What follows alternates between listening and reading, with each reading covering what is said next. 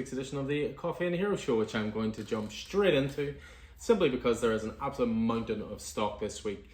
The reason for that is twofold. One, there was stock from a couple of weeks ago, titles from a couple of weeks ago that were released Marvel and IDW wise that were in a unfortunate trucking accident and all the stock got destroyed. Well, the Marvel titles from that week are in this week, so you won't have missed out on anything. They're all still first prints, they're all cover A's. So there is that. The IDW stock hasn't quite arrived just yet, so we're still waiting on that. But the other reason that I have so much to go through is because everything arrived. There was nothing missing, there was nothing damaged. Join me in a round of applause for Diamond Comic Distributors. Hopefully a sign of things to come. But yeah, it has resulted in a massive week, and also I went a bit nuts with my graphic novel ordering this week, so tons and tons to get through. So I'm just going to jump straight in and go with the variants this week. And again, I've got a good chunk of variants in, some really good stuff as well, some 1-25, some second printing variants. There really is a lot to go through on this side of things. So as you can see, as I take my time to pull them all out. So in terms of variants, again, these are all going out for sale this week. So kicking things off, you have a 1-25 retailer incentive for Venom. This is Venom issue 20. Carlos Magno doing the variant covers there, rather glorious old school Venom cover. This week sees the release of Flash 800. We have a couple of variants to show off here. First of all, by Francis Manapul, we have this foil variant. You can see all the lightning and so forth, all the yellow, all in lovely reflective foil. You'll also see a couple of variants this week for the Flash movie, which is due very, very soon, June 16th no less. So first of all, we have Shazam number 2.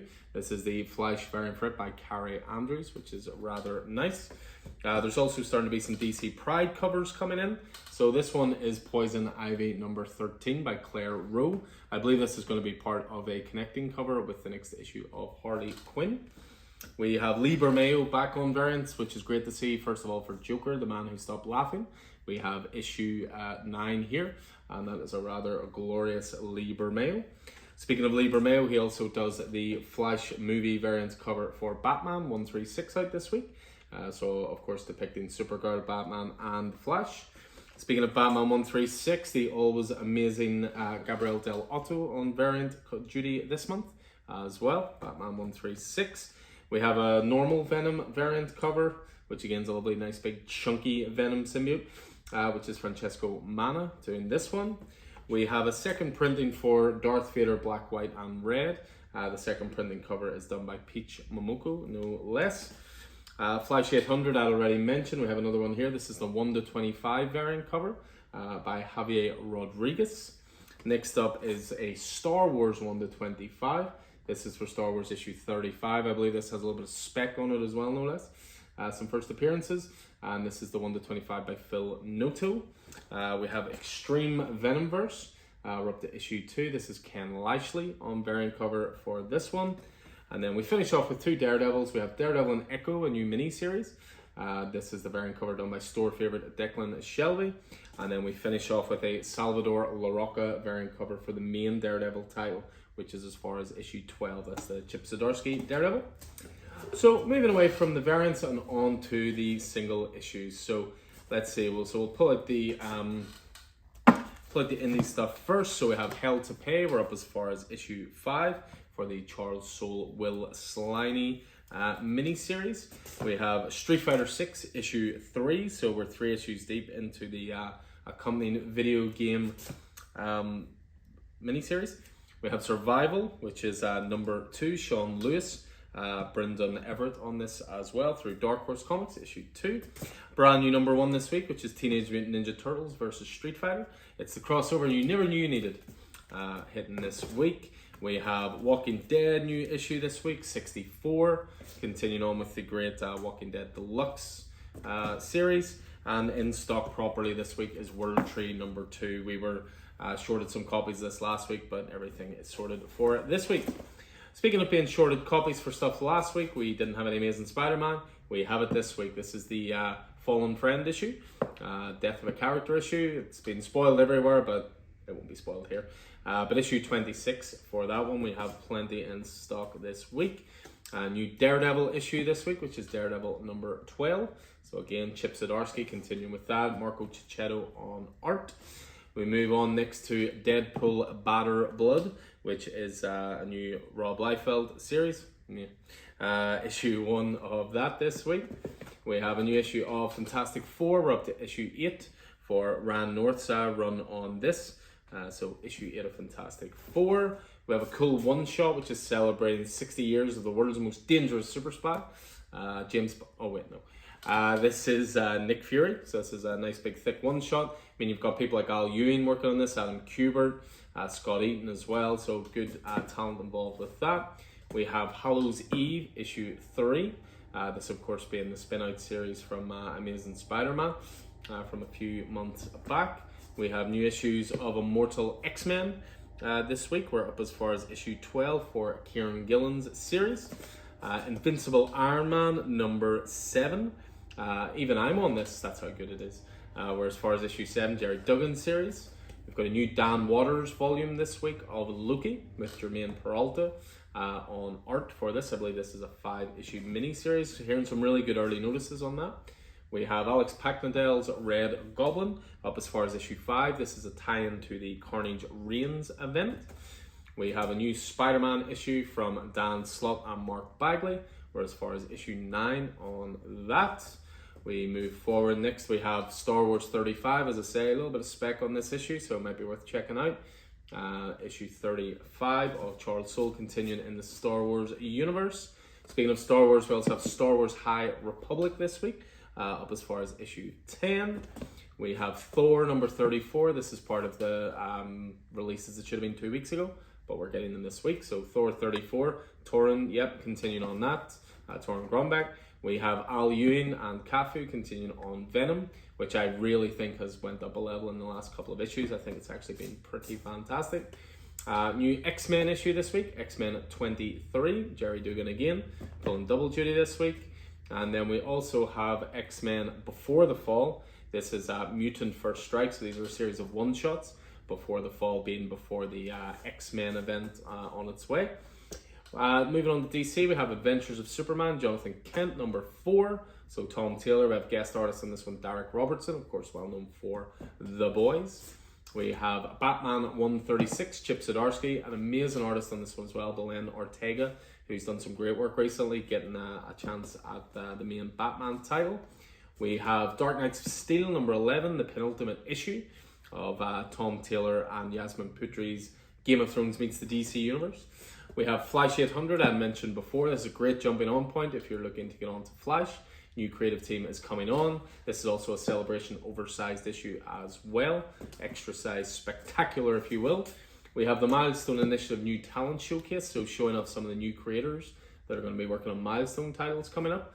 Really good price for this one as well. It's square bound, really thick, tons of stories, and that's just a £4 issue.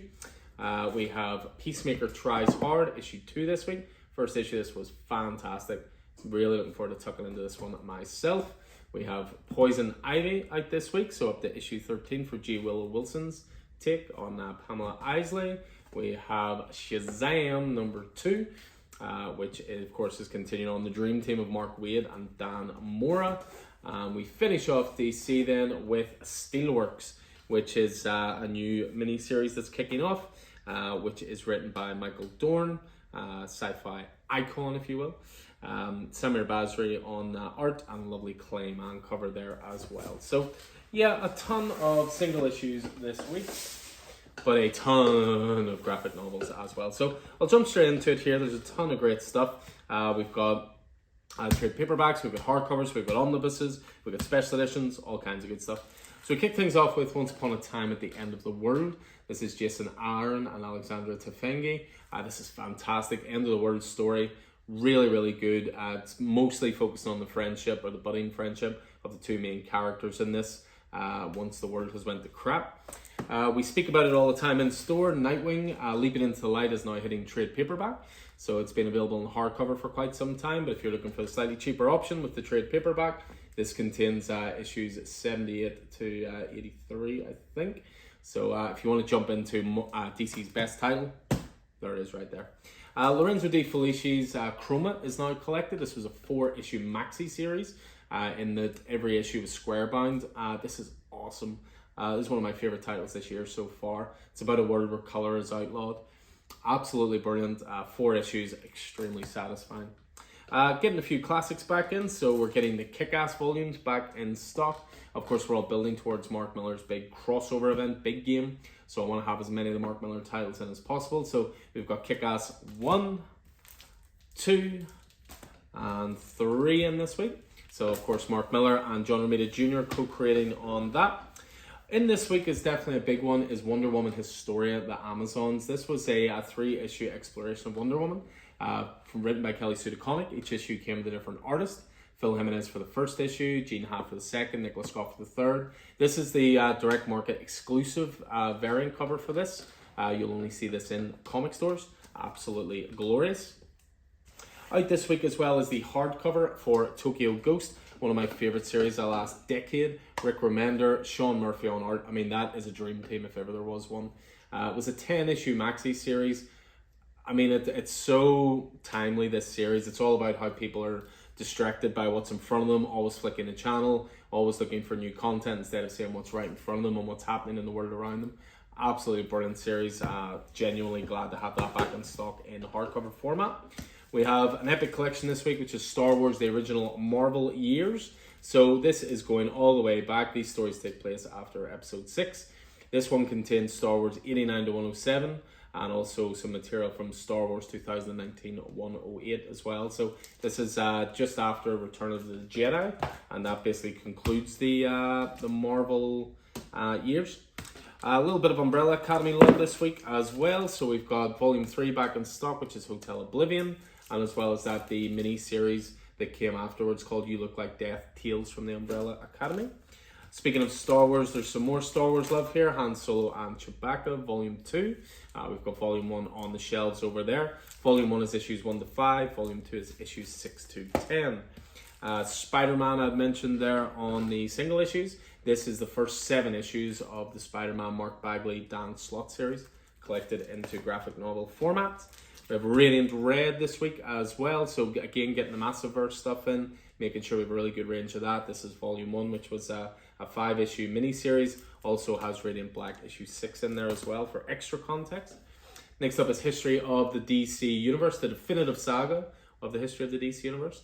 I mean, look at that creative team, Marv Wolfman and George Perez. Absolutely glorious. Contains the 2-issue mini-series, as well as never before published original art pages by George Perez and a gatefold pinup illustrated by tons of DC artists there as well. We're continuing again the Jodorowsky library. These are lovely European-size hardcover books which contain mini-series. This one has the modern-day spiritual western Son of the Gun and the heart-wrenching tale of a mime in Nazi-occupied France, Pietrolino as well. I always promise to get Invincible books in every week, and I continue to deliver on that promise. Invincible Volume 8 of the hardcovers. Then we're filling some gaps. We have Volume 4, Volume 2, and Volume 1, because people love them some Invincible, and why wouldn't they? Because it's class. We have all younger graphic novel for kids, which is Fan Club Batman Squad. There was a free comic book day issue showing off this, so if you want to get something for the younger reader, that is perfect there. We have Clementine back in stock, which is of course from the world of The Walking Dead and the world of the Telltale universe, Walking Dead as well. We have Batman Fortress hitting hardcover this week. This was an 8-issue maxi series from Derek Robertson and Gary Whitta. Really enjoyed this. It was a world where Superman had basically disappeared.